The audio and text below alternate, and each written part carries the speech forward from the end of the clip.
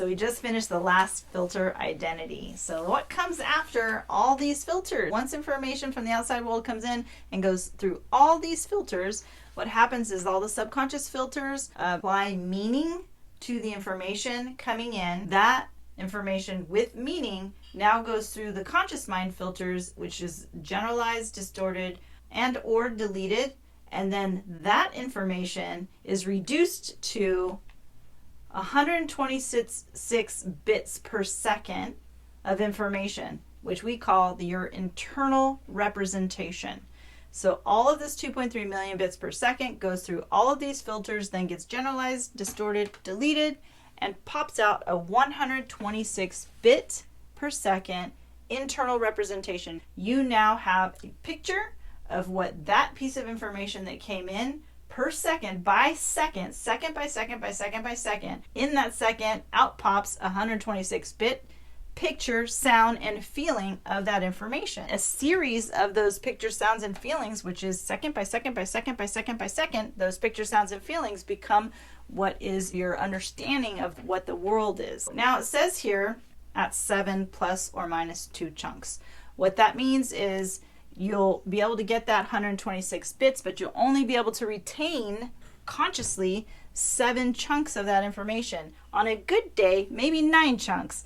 On a lower energy day or not so good day, that's going to be more like 5 chunks. How does that look? 126 bits coming in per second gets held as, oh, I got to get Billy to practice today. I can't forget that. And I got to do my laundry before I go out of town. Oh, and guess what? There's a party that I got to take my other kid to after I pick them up from school. And then I have to get some groceries for the family before I go out of town so they have something to eat. And I got to make sure Joey walks the dog. Otherwise, the dog's going to go to the bathroom in the house. And I got to get that car to the car wash too, so that when my husband takes the kids to the special event, if they have a nice clean car. And I have to remember too, I'm kind of on a diet, so here's a little broccoli. So I want to make sure I eat healthy at the same time as doing all this stuff. So all those pieces are at the conscious mind. They're sitting right there as all of this information is coming in and spitting out as 126 bits. What happens is, if we're at maxing out today at 7 chunks of ideas that we can hold at one time, and then somebody goes, oh wait, hold on,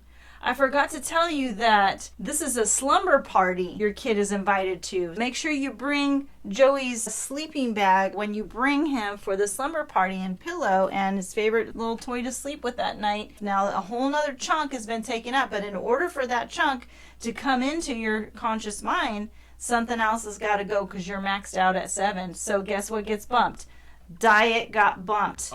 Because you go over to Joey's buddy's house, and guess what they're serving because it's a birthday? Cake. They're serving cake. And they're saying, and hey, ice cream. I'm so glad you could come here when you brought Joey for the slumber party / birthday cake. We're having cake right now. Would you like a slice? Getting the sleeping bag just took the place of diet. I'm going to say, I'd love a slice. Happens. And there goes the diet. Have you ever wondered why you have this list of stuff that you know you got to get done, and then at the end of the day, you didn't get some of those things done? Maybe even most of those things done. Why didn't I get those things done? I was thinking about them all day long. Has it ever happened to you? It's because something else throughout the day came in and bumped that out, and it became one of your 7 chunks. But I wrote it down on a list, and I still didn't get it done. Right. If you don't stay focused on the list and prevent other things from bumping in, then that's what exactly is going to happen. Jason, walk us through this exercise.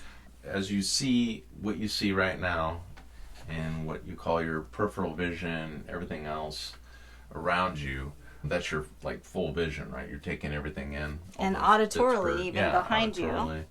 All that. So, but what we want to do now is we want to narrow the scope down to this. So you're going to go from this many amounts, bits per second, down to 126 bits per second. So what you're going to do is you're going to take all this focus right here that's on everything, and you're going to narrow it down to this, down to the 126.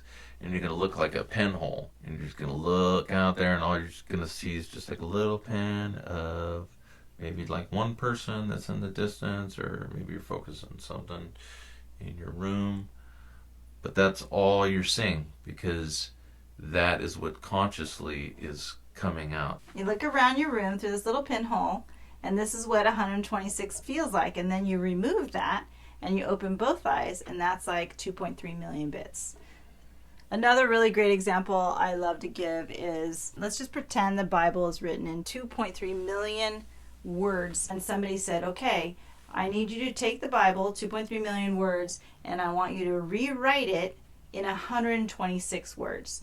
And what 126 words would you choose to summarize the entire story of the Bible and still be able to convey the essential pieces of that information? And every person would write a different 126 words based on what was important to them from their own perspective. It would be trying to take all that information and summarizing it down to something really, really small.